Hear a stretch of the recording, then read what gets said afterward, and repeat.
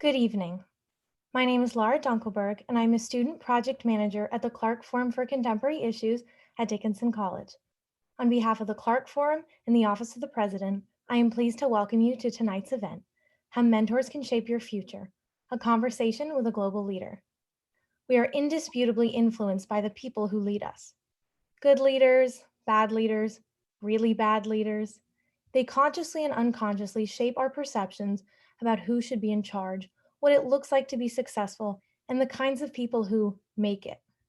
We make movies and exchange anecdotes about how hard work and dedication are the only tools you need to be successful. While those who exhibit such qualities often find themselves with impressive careers, it seems like some of the most successful and celebrated individuals had equally successful mentors to help guide them.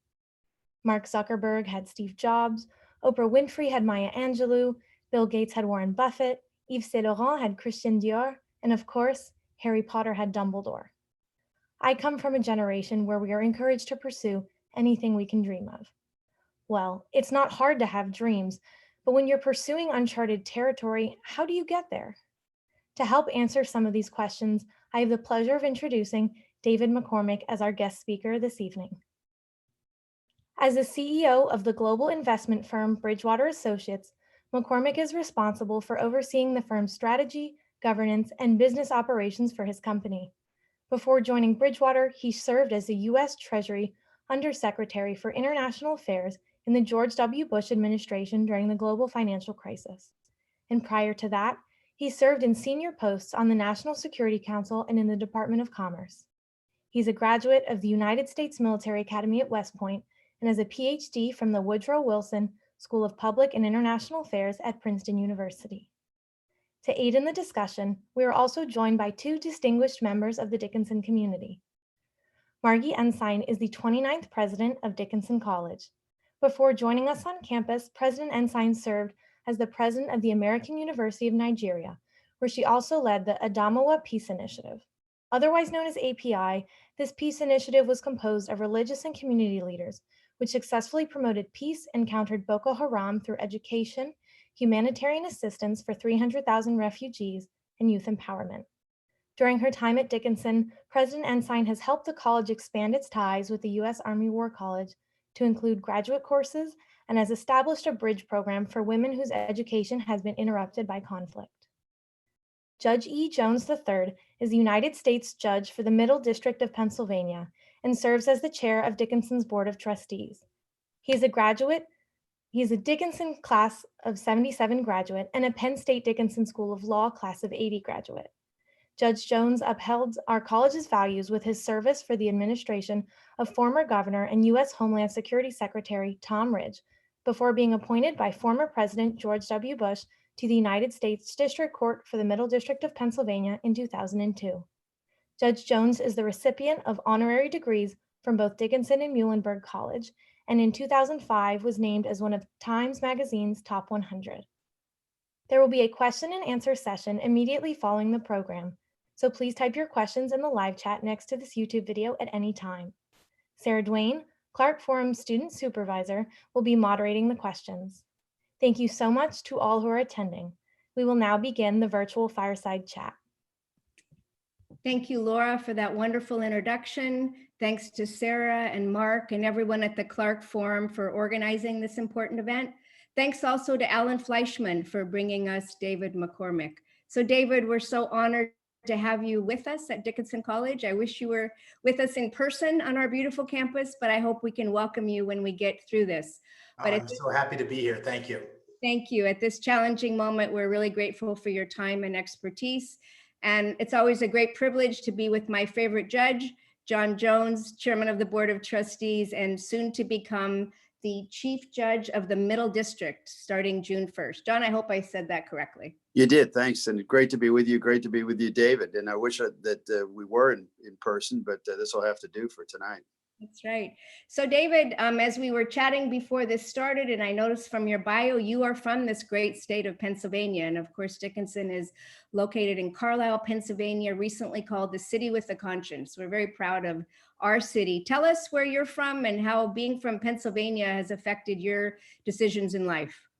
Yeah, well, Pennsylvania is it was where I grew up, and I still have a family farm there, and my mom and dad live down the road a bit in Harrisburg, so it's very near and dear to my heart. And Pennsylvania is a sort of a touchstone. It's a place that I come back to regularly, and it's to go back to my hometown in Bloomsburg is sort of a constant reminder of what's important and the friendships and all the good fortune that I've had. I did visit Dickinson as a prospective student. I ended up going to West Point instead, but I did come. And I have a very brief funny story, which is for whatever reason, I had to have my physical exam at the hospital at the War College. And my dad took me down for the physical exam, and I went in and had all the vitals taken. And then the last thing they did was draw blood. And they drew blood, and then I stood up and walked out in the hallway and fainted. And my dad thought that was the funniest thing he had ever heard, because how could anyone who was applying to West Point faint at the sight of their own blood? But they let me in anyway, and it worked out all right. Well, it's okay that you went to West Point. We'll excuse you. And your good friend General Kim is watching. He sends Oh, good. We're at a pretty critical moment in time, like we were again in 2007 and 8 when you were Under Secretary for International Affairs at the Treasury Department. How do you compare that moment in time to what we are experiencing now with the global and national economy? I know many of your listeners are students, and I remember at a couple different points in my life thinking, I'm living through the most monumental thing now, and this will be the thing I remember most of my life, because there's nothing that will follow that will be as significant. And I remember that was the case when the wall came down, and sort of the Cold War ended, and I was in East Germany, and I remember that at the time of 9/11, and feeling like this was something that was going to change the future, and it did, and imagining that that would define what came next. And then I felt the same way in 2008. And so the first thing is that these moments, these historic moments come, and they really shape our lives and shape the way we think about the world, and they shape the future. And 2008 was similar in the sense that it was a dramatic shock to the economy. It was more of a financial markets crisis than a real economy crisis. But if we didn't fix the financial markets, we feared that the real economy would suffer and go into a depression. This is similar in the sense that, or different in the sense that it's a real economy crisis brought about by a health crisis.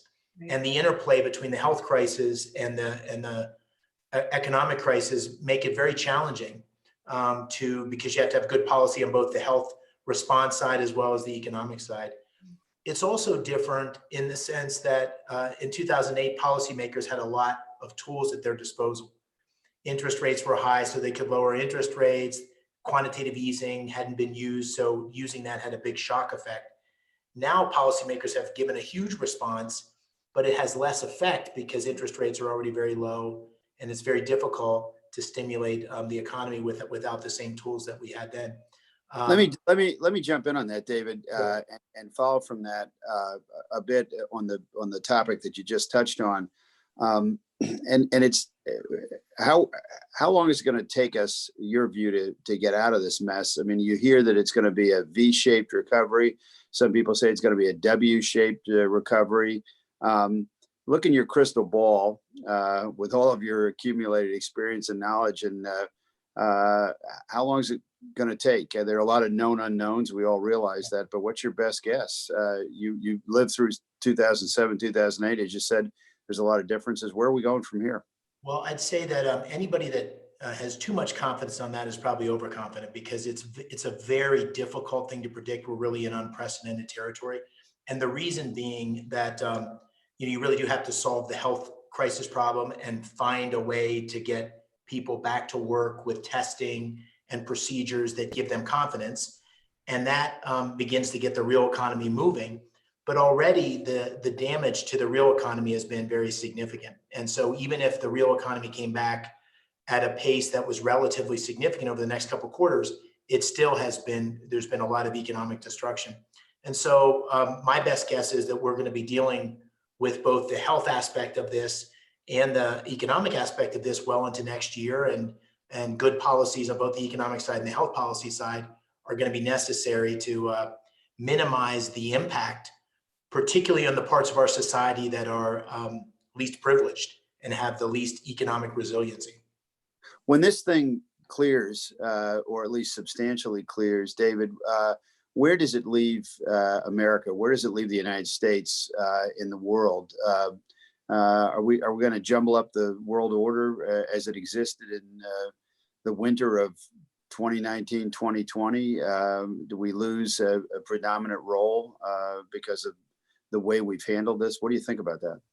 Well, I think this accelerates in many ways the conversation that was already happening about America's role in the world, and this idea of, you know, there was a moment at the end of the Cold War where the United States was both larger economically and militarily in every capacity, and since that time, other parts of the globe, particularly China, has risen.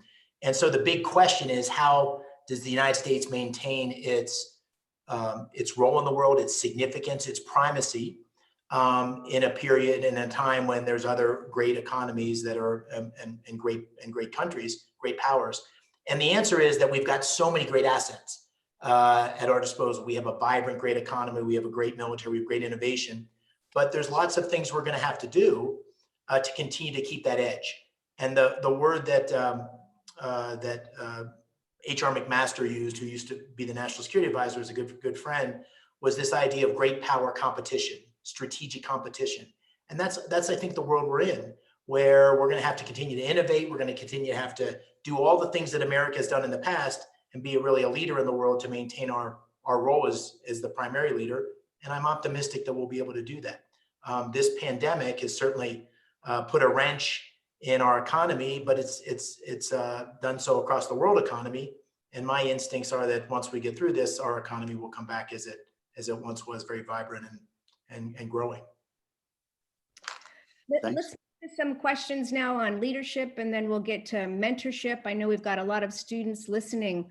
As you mentioned, as we were beginning, you went to West Point, then you were in the 82nd Airborne, you were a veteran of the first Gulf War. Talk a little bit about how that military experience shaped you as a leader. Yeah, the military, I did not have military in my immediate family back a generation or two. I did. And so the decision to go to West Point was really driven by the desire to play sports there. And, it was a great school. I didn't really join for a military career, but obviously I had a commitment that went along with it. And it turned out to be absolutely an amazing, life-changing experience. And I almost stayed in the military and made a career of it. And the thing that's most amazing about it, and really something that I hope your students have a chance to do in some form or another, as you have, is the ability to serve. And so the ability to be part of something bigger than yourself, where the mission and the purpose is really in service of the country, in service of others, is a very special thing, and you carry that with you. And the second thing that's very special about the military is that it really represents all different parts of America. And so when I showed up at Fort Bragg as a young lieutenant, I was responsible for a platoon, and that platoon had, kids from all over the country, and they were from Alabama and Newark and New Jersey, and there was kids that had gone to college, kids that dropped out of college, kids that couldn't go to college, Black, white, Latino. It was a real melting pot. And the differences that people have in terms of their where they grew up, or how much money they had, or where they went to college, they quickly fade away as they become part of a cohesive team. And really the only thing they want at that point is to be well led. Mm-hmm. And so to have the opportunity to do that, to be part of that, was a real honor. And I think it shaped everything that came after, because everything that I did was sort of, from that point forward, so it's through the eyes of that unbelievable experience as a young person. Thank you for that. You've had the great opportunity to work at the highest levels of government, as we said, in the Department of the Treasury, National Security Council, Commerce Department. Talk a little bit about some great leaders that you met, and define them for us. What makes a great leader? Well, I think, I had the opportunity to work with lots of great leaders, and some of them would be names that you would know, and some of them would be people you'd never heard of, but maybe, had the biggest impact. I think there's a couple things you learn in the military, but that is carried through in terms of my experience. And first and foremost, is leaders have deep caring. They have deep caring for the people who they have the opportunity to lead. They feel a deep sense of responsibility for their well-being, for their health, for their success, and they carry that deeply. They may manifest it in different ways. Different people have different styles in terms of that caring, but at the core is the caring. I think the second thing is the integrity. So I think the best leaders I've dealt with have been people that just call it as it is. You're always getting the straight scoop from them. Sometimes you don't want to hear what they have to say, but it's honest and true. And that means when they tell you did a great job, you did a great job. And when they say, that was lacking, that it's based on their desire to help you be the best you can be. And then the third, I would say, is lead by example. They really, they walk the walk, they talk the talk, they do the things that they ask of others. And I saw that, with Hank Paulson in the financial crisis. I mean, one of the things I admired most about him, he would give really tough, honest feedback, but it was always well-intended and for the best. But he led by example, and he was he had the integrity to concede mistakes. And because he wasn't afraid to admit his mistakes, he was able to adapt to them quickly and make changes. And when you're in a crisis, one of the things that's inevitable is you make mistakes.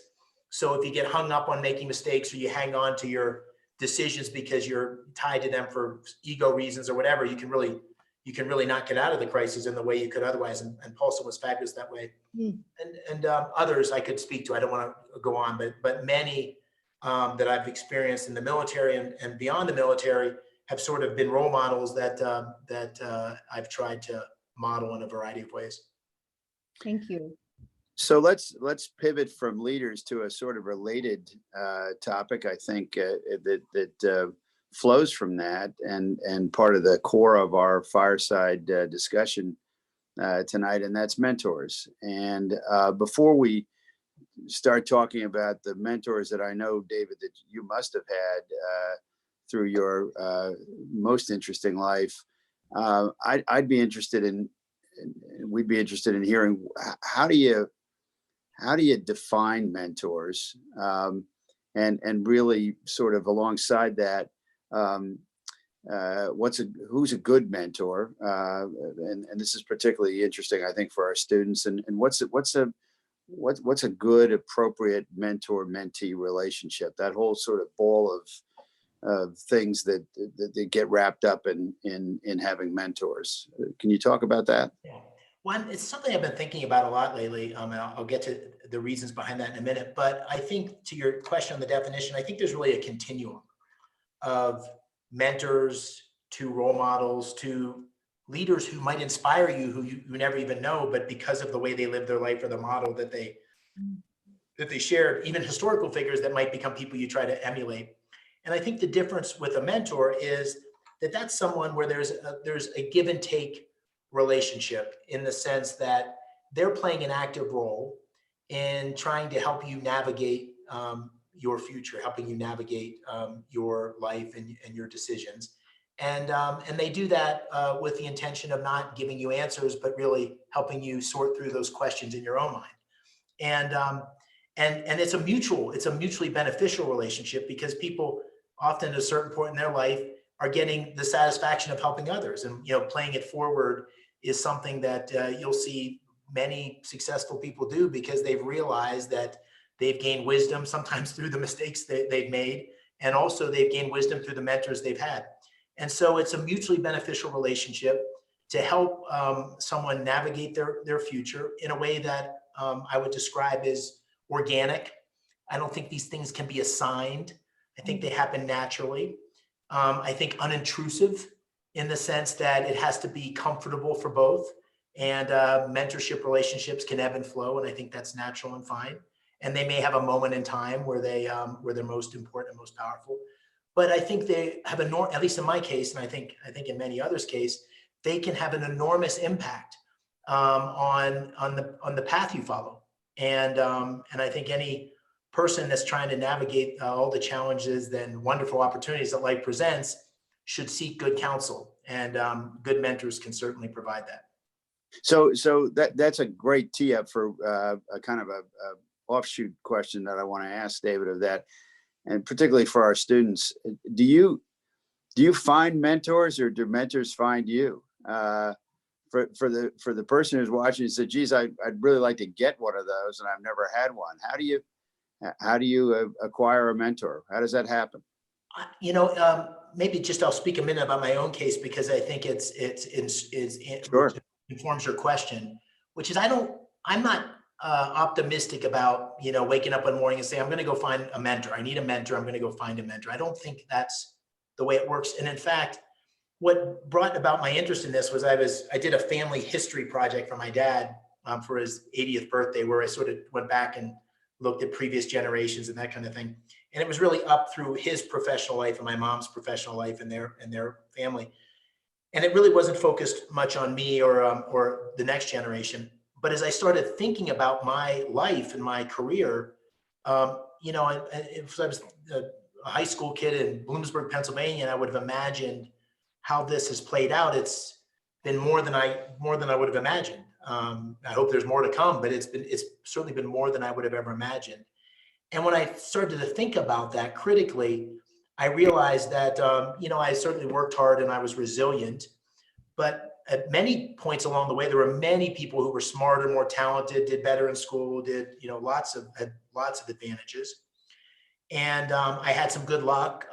There was some choices I made ended up being good choices, where they could have easily been bad choices.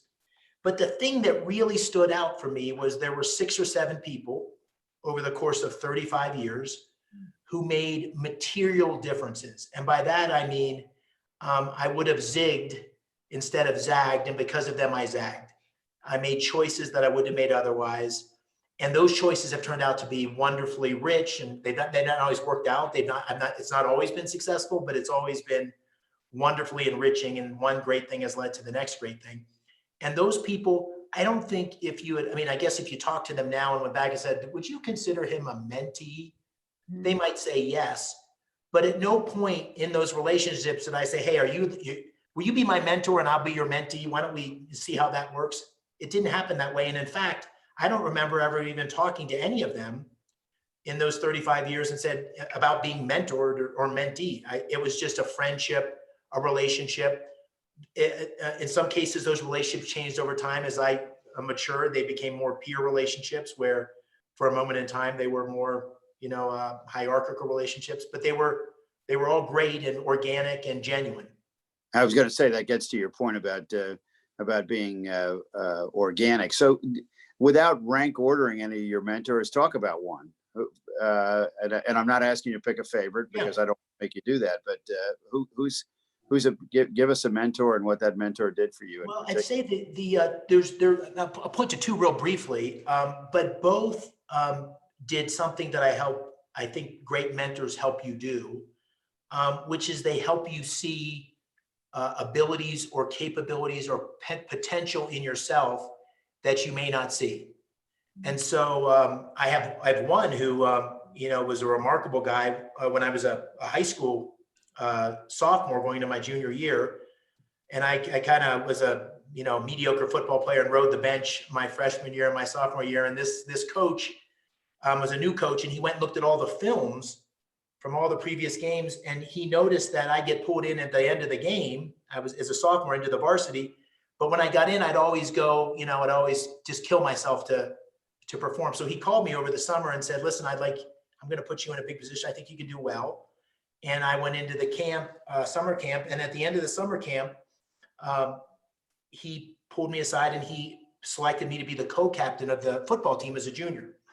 Now, that was something that if you'd have asked anybody, including my dad and myself, none of us would have bet there was any chance of me being the co-captain of the football team as a junior. And that, it may seem like a small thing now, but that was life-changing. He saw something in me I didn't see in myself, and I became a much better player. And the team did really well. And that really I carried that with me for the rest of my life. It was a monumental thing. Seems so small in retrospect, but it was so big. The second, go ahead. No, go ahead, please. The second is a similar story. It involves a professor at Princeton, and I was kind of a mediocre engineer at West Point. I picked engineering and I was going to see it through, but I was kind of a B+ student at best, and just got to the end of it and graduated and realized that wasn't my calling. Went into the Army, and at the end of my service in the Army, I went to grad school at Princeton. And part of the reason I was accepted at Princeton was the military background, and I was at that point a civilian. And I had a class with a professor who was a guy named Richard Allman, who is a very renowned professor. And I had my first semester, I had a class with him, and I didn't really write very well because I was an engineer. I hadn't had that much writing as an undergrad. And I got my first paper back, and I didn't really see any marks on it. I said, well, that's not so bad. I expected a lot worse. And then I looked closely, and there were these little pencil marks, 1, 2, 3, or A, B, C, D, all through the alphabet, and then double A, double B. And I turned to the back of the page, and there was a stapled set of comments that were probably 8 or 10 pages of comment. The comments were almost longer than my paper. And this guy took the time. He did that for lots of his students, and he became a friend and a mentor, and he helped me really become a much better student and a much better writer. And he encouraged me to do a PhD, which I did with him as one of my advisors. And again, if you'd have said, 4 or 5 years earlier, you're going to go do a PhD at Princeton, I would have said impossible. I'm not sure I could get in, and certainly couldn't do a PhD. And this person, among others, but this person helped me see that I had that ability in me. So both of them, through hard feedback, through encouragement, through deep caring, had enormous impact on my life. Well, I'm sure, and those are two terrific examples. Now seen shifts, and you've moved along in your career, and I just know that you've mentored people. I can feel that, and I know that that's true. What kind of mentor are you? How do you mentor? I try to emulate. Try to emulate in the sense that it's organic, unintrusive. I'm not looking to sign people up, and they're genuine relationships with people I care about. Sometimes they're people that have worked for me or work with me. So, having a mentor relationship, which is both professional and, lines of authority and responsibility, and a mentorship, you have to manage that carefully. But at the core of them is genuine caring, genuine honesty, genuine integrity, and I think an open-mindedness. And by that I mean, I don't think good mentors tell their mentees what they should do, nor do I think they tell mentees what they would do if they were the mentee.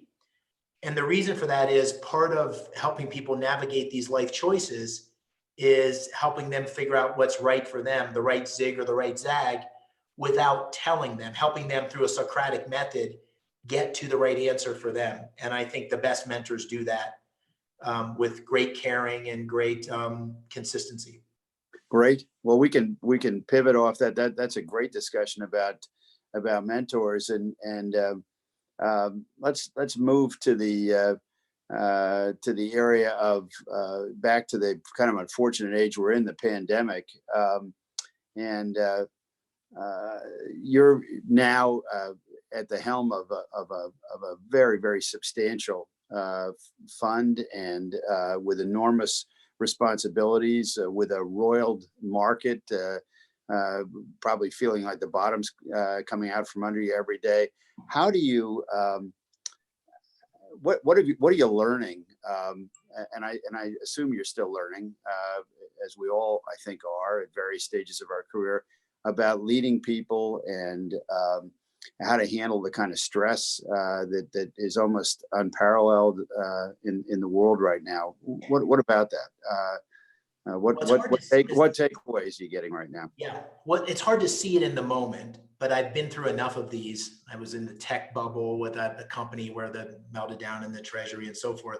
It's hard to understand the moment, but these are, as painful as these moments are, they are the best moments. They are the absolute best moments, and I hope the people listening will see this with time. They are the best moments for learning. They're the best moments for self-reflection. They're the best moments for innovation.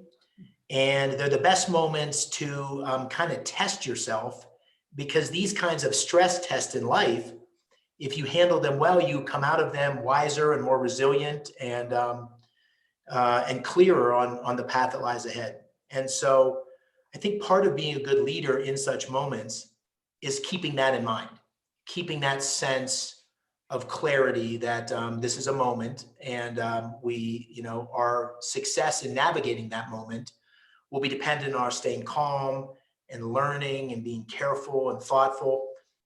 In the case of my company, when we saw this on the horizon and we had to deal with the consequences, we started to talk very clearly among our employee base about taking care of our people, taking care of our customers, and learning and innovating in our research team to be able to understand the world so we could take advantage of that from an investment perspective.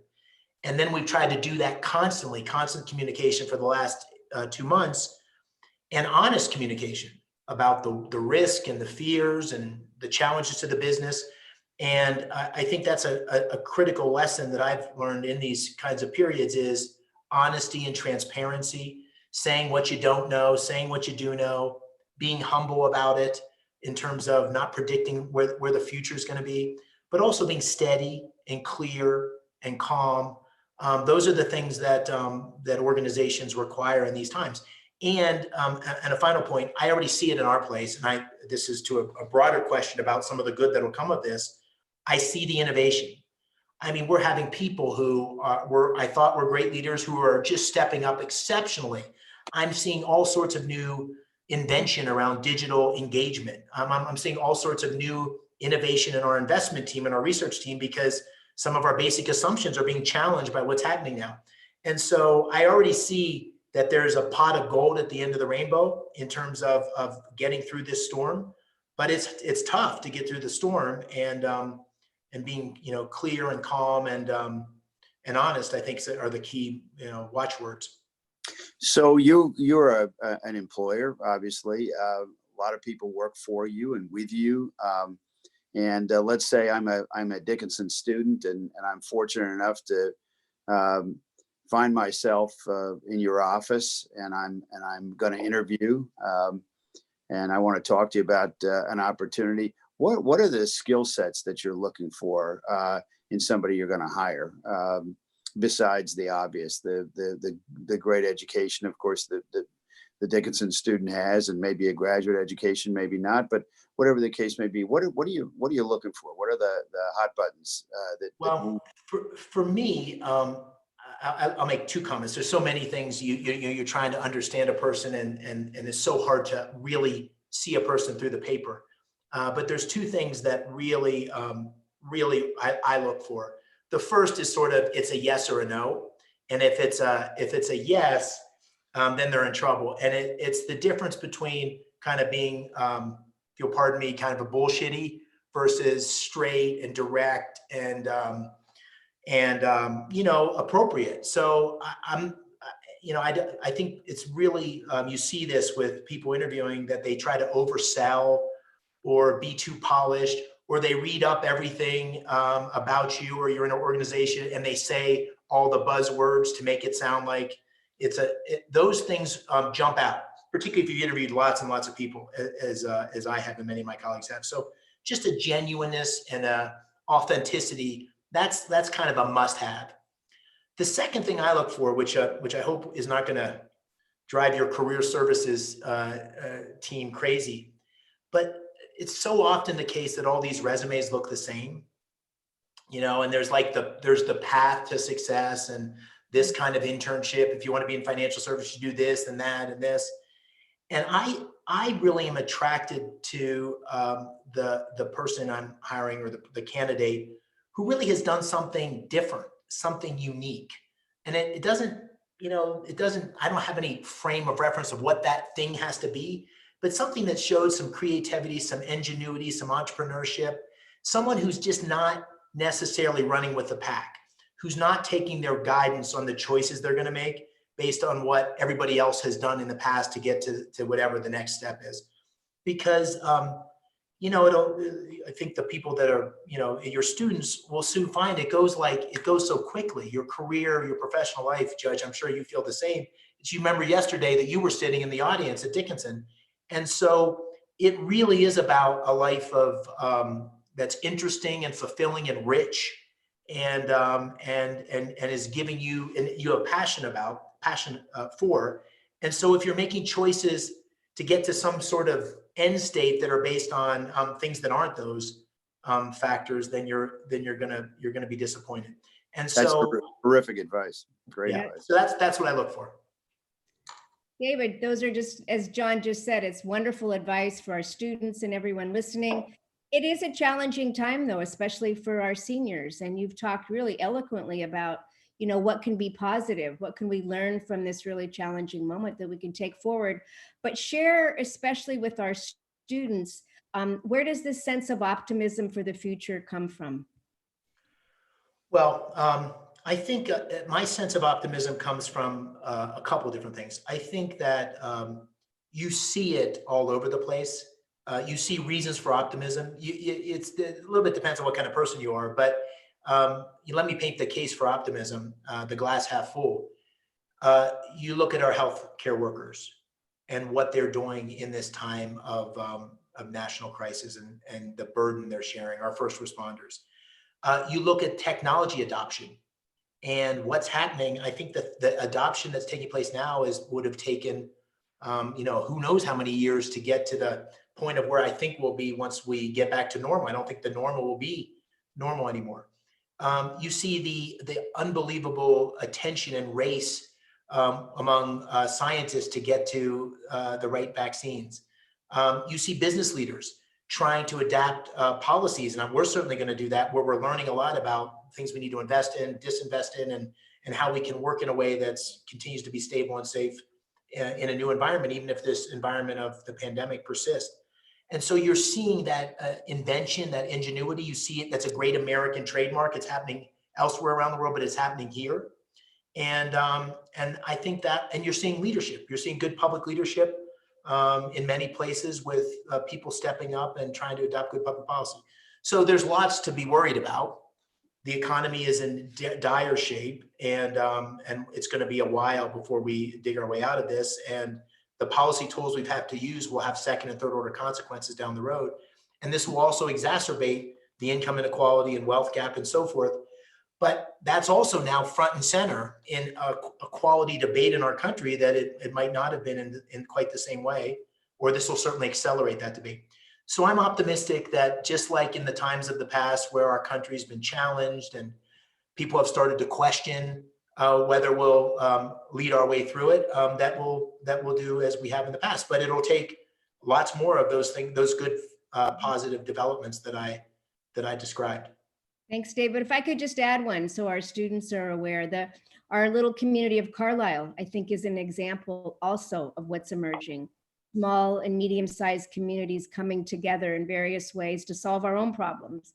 Right. And that gives me a great sense of optimism. So I'm going to turn it over to Sarah now, who's collecting. Can I say one more comment? Just, yeah, I think I was a little cosmic there and didn't relate directly to your students on the point. I was saying optimism about the country, but also for your students. I mean, this is where that test of ingenuity and creativity and, now you have, you're in a new environment. So, I've got 6 teenage daughters who are with me now. One of them's a college freshman, and, she's very sad about the fact that she's not on campus, and what she's gonna do for the summer. The internships are canceled, and there's a million things that she could do. And then I've said, okay, well, let's make a list, and there's all sorts of creative ways. And for me, it's difficult to do this now. I had a full year where I was unemployed, going from the Army to graduate school,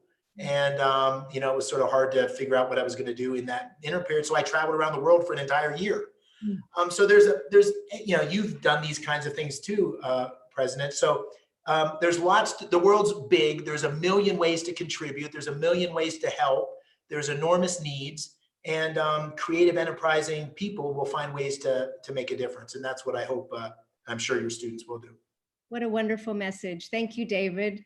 We're going to turn now to questions that have come in. I'll turn it over to Sarah. Hi, yes. Thank you so much, everyone, for this wonderful discussion. So we'll now begin the question and answer session. And as a reminder to our online viewers, you can type your questions at any time in the live chat next to this video. Depending on time, we may not get to all questions. So our first question is, this audience member says, you've mentioned that mentor-mentee relationships are two-way, give and take relationships. What are ways that students can give back to their mentors? Thanks. Yeah, what I meant by that is, I think at different phases in your life, you start to want to contribute and pass on in any way you can, whatever lessons you've had. Sometimes those lessons are hard-earned lessons from failure, by the way. So these aren't just the lessons of success. These are the lessons of failure. And so honestly, it's very fulfilling to have a relationship with someone who seeks your counsel, who appreciates your input, and who's authentic in that appreciation. And really, that's all. That's all. It doesn't. A mentor-mentee relationship by no means does it require that the mentee takes any of the advice that the mentor gives.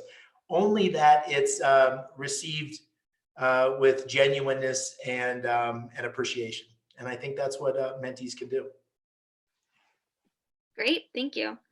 So the next question is, how have you kept in touch with those who you have mentored, and have any come freely back to you without notice?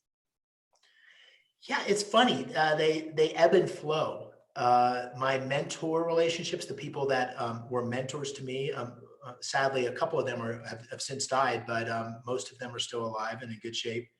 And the mentee relationships, they ebb and flow. And I think the mark of a really a strong mentor-mentee relationship, even if you don't connect with them for even years at a time, whenever you're at critical life crossroads, not career crossroads, but life crossroads, you find just a natural inclination to be in touch. And when you're in touch, I think another characteristic of a great relationship, it's just like you've never been out of touch.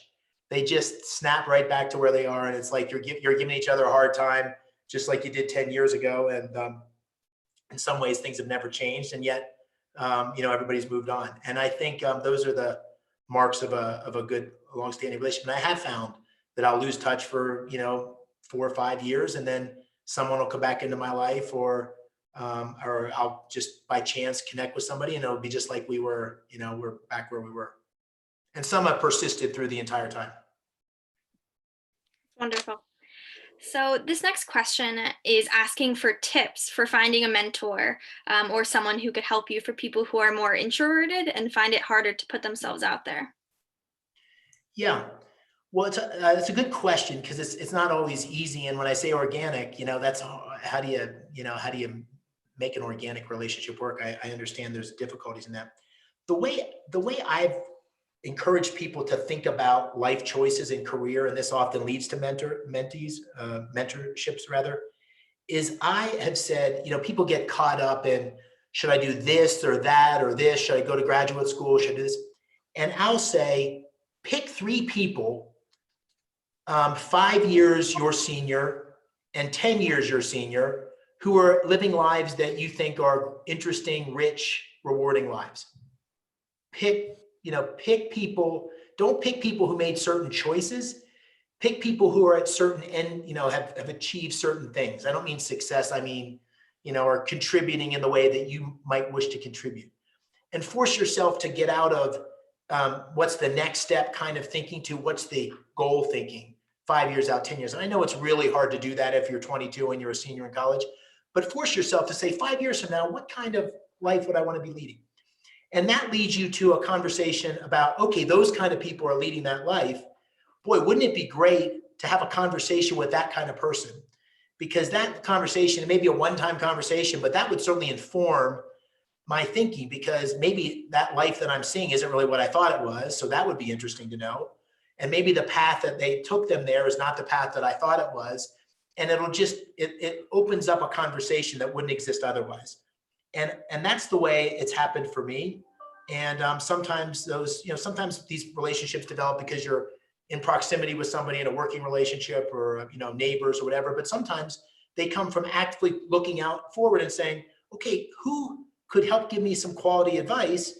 And you'll find I've had people not take my phone calls, but throughout life, I've had like a 90% hit rate on just cold calling people and saying, hey, I'd like to get some advice on something, because people want to talk, people want to give advice. And sometimes those turn into real relationships and sometimes they don't. But you have to, it's like being in sales or something like that. You have to put yourself out there. And I know it's hard if you're introverted, but you have to put yourself out there to get quality input. You just do. That's great. So this next question is, do you have any advice or tips for graduating seniors who may have a job or an idea for their career lined up after this?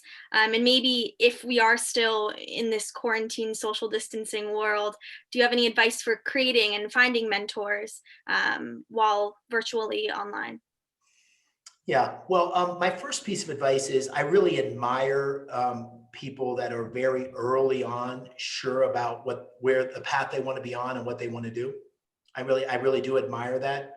But I would also just encourage people to be open to not knowing all the answers. And it's so funny how your perspective on life changes between 22 and 30, and then how much your perspective changes if you choose to have a family and end up having a family. There's lots of different milestones that change your perspective. So I would encourage people at this point in their life not to get so locked in to a vision of who they want to be or what they want to be, that they start to avoid taking in input and data and stimulus that might be telling them something else. That's my first piece of advice. My second piece of advice is, I'm trying to use, I'm exhausted at the end of the day because these Zoom meetings are exhausting in some ways because somehow you're paying more attention or something. I'm not sure what it is, but I'm trying to live relatively normal life, as normal as I can through this, through this digital experience. So I'm reaching out to friends. I'm setting up meetings with people that I would have met over lunch, and we're doing a Zoom meeting. And, my wife and I are trying to get together with friends on the weekends and, have cocktails by Zoom, and just trying to push the limits of this, using this technology in a way that maintains proximity and relationships, because the fear is you lose intimacy. And when you're, stuck in your house and you're just going from digital meeting to digital meeting. So I'd encourage everybody to do that. And I think hopefully we'll be back to some form of normal soon enough. And being in a environment where it's easier to connect with people will be possible. But for the time being now, I just try to push the envelope. Great, thank you. So the next question is, do you think the economy will come out of the current crisis fundamentally restructured? And do you think the qualities needed for good leadership will change in important ways? I'd like to believe, on the second part of the question, I'd like to believe that the qualities of leadership are timeless and universal. And by that, I mean, in this current environment, you need to be very agile and open-minded as a leader to be successful. But I would have argued that at the turn of the century and the Industrial Revolution and, at various points in history, those same characteristics were necessary. So I think being a great leader requires an ability to adapt to change. And I think, this will test many leaders, because when you're in a more structured, stable environment, it's easier in some ways to lead. But when you're in an unstructured environment where you have to question and all fundamental assumptions and reassess everything, then it really is a test of leadership. But the best leaders, I think, will prevail. What was the first part of the question? I'm sorry. Yeah, no, that's okay. It was, do you think the economy will come out of the Oh. current crisis fundamentally restructured? Well, I don't know what fundamentally restructured means, but I think it'll be different to some degree. And by that, I mean, when I was doing my glass half full list, I was describing the fact that innovation has accelerated and that technology adaptation has accelerated. So I think work from home will be integrated much more into the workplace at a greater degree than it is now. I think business travel will be significantly affected for the foreseeable future. I think individual travel, personal travel would be significantly influenced. I think supply chains to some degree will be affected, where I think there will be a push to bring supply chains, particularly for critical medical supplies, but others as well, back to the United States in some cases. I think in some ways, to the judge's earlier question, I think in some ways this accelerates the great power competition between the United States and China, but also other parts of the world. And I also think that will affect how the global economy works to some degree, and you'll likely see more, more of these trade disputes and so forth. So I think we're moving into a new phase of the economy, but the underlying foundation of the U.S. economy, I think, will recover much in the way it exists today. And I hope and expect it to be vibrant once we get through this. Wonderful. So this next question is, should you always seek out a mentor in the industry in which you would like to work? Or is it better to find one with whom you connect on a personal level? I think it's almost not ideal to have someone in the field you work. So if you think about what are you trying to optimize? I think the key thing for each person to think about is, what are they trying to in the course of their life, what are they trying to achieve? And I think people with different points of view, different experiences, sometimes different politics, different types of thinking, linear thinking versus lateral thinking, matching yourself up in friendships, relationships, and mentorship with people who think differently, I think can, in many cases, be more valuable than with people who think the same. And the reason is, you want people who challenge your thinking. You want people who give you new ideas. You want people who see the world differently. And by exploring why they see the world differently, you'll either solidify and strengthen your own conviction, or it'll open you up to new avenues and new possibilities. And in my case, the zigging and the zagging I was just describing was because some of those people had very different views of life choices and very different views of the kinds of things that I should do, that opened up my mind and opened up my eyes to other possibilities. And so I think finding mentors who think differently and will also be candid and caring, it's a pretty special combination. Great. The next question is, what is the best piece of advice or constructive criticism you've received from a mentor, and how did it change or challenge you? Well, I work with a guy now, Ray Dalio, who was the founder of Bridgewater. He's sort of a very well-known person in financial circles. And I consider him, he certainly was my boss for many years, but I consider him certainly a very important role model and a mentor in some ways. And the thing he said to me 5 or 6 years ago, which was a real pointed piece of feedback, was that I always felt the need. I would go into a conversation with an opinion, and then I would look at the conversation as an opportunity to make the argument for my opinion to win the argument. It was sort of like a combative, not nasty, but just a strong point of view, and let me hear other smart people, but let me then convince you my opinion's right. And what he encouraged me to do, he pointed out that I did that, which I think was correct. And what he encouraged me to do was to go into every conversation without trying to win any argument, but to listen to all the different arguments, almost keep my argument to myself, particularly as the CEO. So gather all the different points of views, take one side of the argument, then take the other side of the argument, really ask questions to understand where the various people were coming from. And then with all the power of being open-minded and hearing all the different sides of it, be in a position to make a decision. And if you're a senior decision maker and you're surrounded by, even really strong people, oftentimes what happens is that people do what you say because you're the CEO or you're the president of the university or you're the judge or whatever. And so putting yourself as a leader in a situation where you can hear all the perspectives and then not be locked in on an opinion and then form your opinion once you've had all the information it's like a superpower because it allows you to make much better decisions. And so that was a piece of feedback that I think had a huge impact on my effectiveness as a leader. And I got it, I don't know, in my late 40s. So you can benefit from this well into your career in life. This isn't just something when you're 25. Right, that's great to hear. So this next question is there an ideal number or amount of mentors that you should have? Should you have one main mentor or maybe a couple in different industries? Or what are your suggestions on that? I think it's, I'm sorry to keep repeating it because it's probably not very satisfying, but I think it really is organic.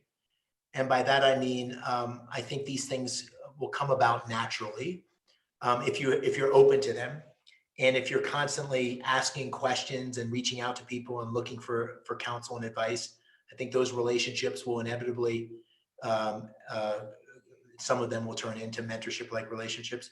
And I think it's very different. So if you're someone who has a career, you live in one place, you have a certain career, a certain set of things that you do, it might be that you have, one mentor in your life or two mentors in your life, and that more than satisfies whatever need you have, and that's mutually beneficial to both. If you're someone who's moving from place to place and in lots of different areas, other opportunities to have mentors and develop those kinds of relationships may present themselves. So I don't think there's a cookie cutter answer. I think, if I was going to give two basic ingredients, one would be looking for advice, asking lots of questions, seek out advice and questions, and not from a variety of people. And two, be open, just to be open to the relationships developing in ways that, one of, I guess, mentors, role models is someone who, I basically disagree with on most of everything. He's a 95-year-old man now. He's dramatically different politically. He and I argue about everything. We see the world very differently. But his input is was some of the most valuable input that I've received, early in my life. So they don't always come. The mentors don't always come in the package you expect. So be open to advice and deep, caring relationships with people who might not be what you expect them to be.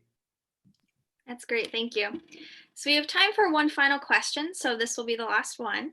It's about it's taking a step into the future. So knowing when you as a mentee are eventually ready to be a mentor, what does that look like? How do you know you're ready?